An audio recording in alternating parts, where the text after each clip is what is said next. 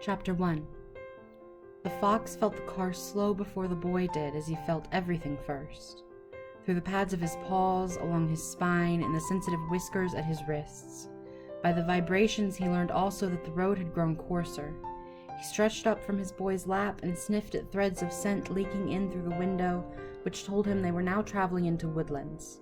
The sharp odors of pine, wood, bark, cones, and needles slivered through the air like blades, but beneath that the fox recognized softer clover and wild garlic and ferns, and also 100 things he had never encountered before, but that smelled green and urgent. The boy sensed something now too. He pulled his pet back to him and gripped his baseball glove more tightly. The boy's anxiety surprised the fox. The few times they had traveled in the car before, the boy had been calm, or even excited. The fox nudged his muzzle into the glove's webbing, although he hated the leather smell. His boy always laughed when he did this. He would close the glove around his pet's head, play wrestling, and in this way the fox would distract him.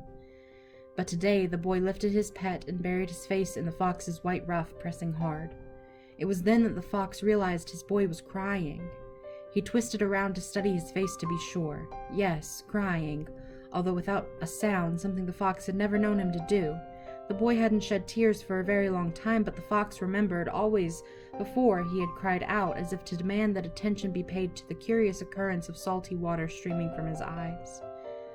The fox looked at the tears and then grew more confused. There was no scent of blood. He squirmed out of the boy's arms to inspect his human more carefully, alarmed that he could have failed to notice an injury, although his sense of smell was never wrong.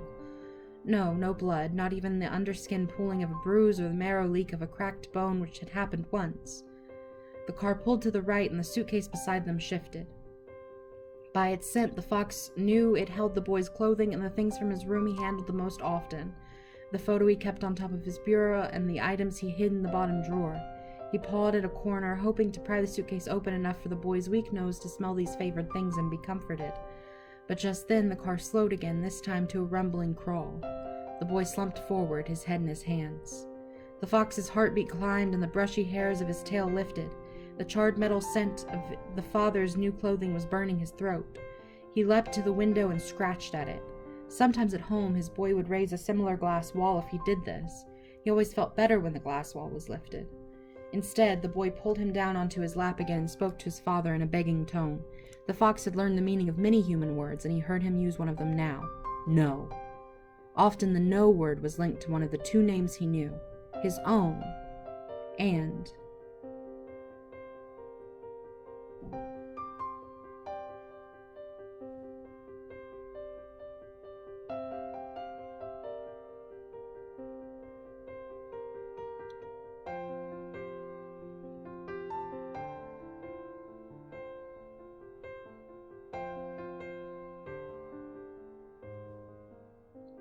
his boys.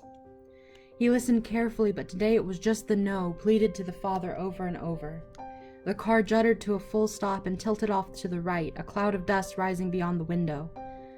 The father reached over the seat again, and after saying something to his son in a soft voice that didn't match his hard lie scent, he grasped the fox by the scruff of the neck. His boy did not resist, so the fox did not resist. He hung limp and vulnerable in the man's grasp, although he was now frightened enough to nip. He would not displease his humans today. The father opened the car door and strode over gravel and patchy weeds to the edge of a wood. The boy got out and followed. The father set the fox down, and the fox bounded out of his reach. He locked his gaze on his two humans, surprised to notice that they were very nearly the same height now. The boy had grown very tall recently. The father pointed to the woods. The boy looked at his father for a long moment, his eyes streaming again. And then he dried his face with the neck of his t-shirt and nodded. He reached into his jeans pocket and withdrew an old plastic soldier, the fox's favorite toy. The fox came to alert, ready for the familiar game. His boy would throw the toy and he would track it down, a feat the boy always seemed to find remarkable. He would retrieve the toy and wait with it in his mouth until the boy found him and took it back to toss again. And sure enough, the boy held the toy soldier aloft and then hurled it into the woods. The fox's relief, they were only here to play the game, made him careless.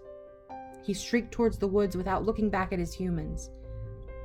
If he had, he would have seen the boy wrench away from his father and cross his arms over his face, and he would have returned. Whatever his boy needed, protection, distraction, affection, he would have offered.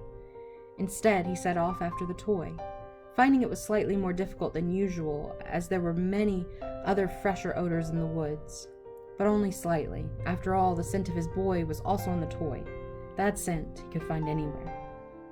The toy soldier lay face down at the burled root of a butternut tree as if he had pitched himself there in despair.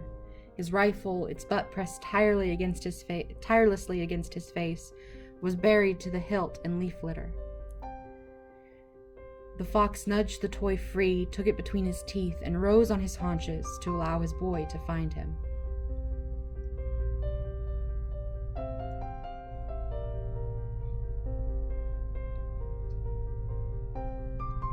In the still woods, the only movements were bars of sunlight glinting like green glass through the leafy canopy. He stretched higher. There was no sign of his boy. A prickle of worry shivered up the fox's spine. He dropped the toy and barked. There was no response. He barked again and again was answered by only silence. If this was a new game, he did not like it. He picked up the toy soldier and began to retrace his trail. As he loped out of the woods, a jay streaked in above him, shrieking. The fox froze, torn. His boy was waiting to play the game. But birds! Hours upon hours he had watched birds from his pen, quivering at the sight of them slicing the sky as recklessly as the lightning he often saw on summer evenings. The freedom of their flights always mesmerized him. The jay called again, deeper in the forest now, but answered by a chorus of reply. For one more moment the fox hesitated, peering into the trees for another sight of the electric blue wedge. And then, behind him, he heard a car door slam shut, and then another. He bounded at full speed, heedless of the briars that tore at his cheeks. The car's engine roared to life, and the fox skidded to a stop at the edge of the road. His boy rolled the window down and reached his arms out, and as the car sped away in a pelting spray of gravel, the father cried out the boy's name, Peter. And the boy cried out the only other name the fox knew, Pax.